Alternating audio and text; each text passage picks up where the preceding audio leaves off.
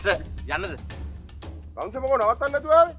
අයියෝ wife call කරානේ sir. Wife call කරාට පස්සේ ඉක්මනට යන්න උනා. හදිස්සියලු ගෙදර සර්. යන්න සර්. කවුන්සල් කියලා යන්න තිබ්බනේ ඕක. හරි සර්. thank you sir. හරි අකරන්නේ.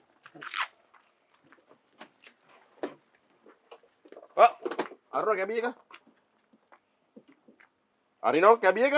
කැබි එකේ මොකුත් නැහැ සර්. හරි බලන්න අරිනෝ කැබි එක. චුටි බබා බය වුන්නේ නැහැ නේද?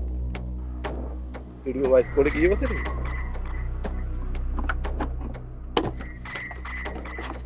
මිස් ඉතින් තරවාගල kita බයලු kita kita bagi ikut කරන්න තරවාගල අපේ සහයෝගය දෙන්න.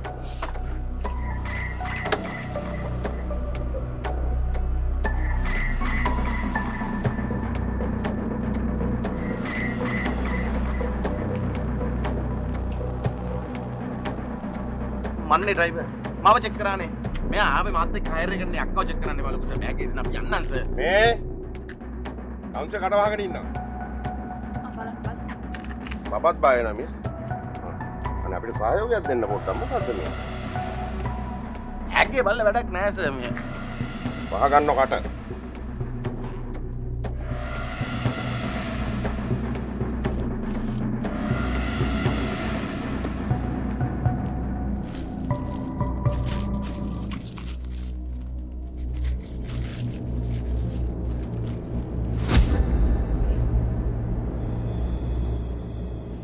අක්කේ මොකද කේස් එක?